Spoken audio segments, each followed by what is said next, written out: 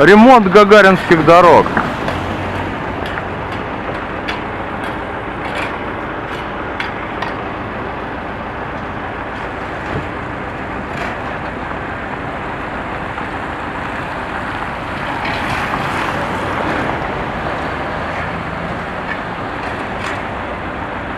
Так у нас дороги ремонтируются.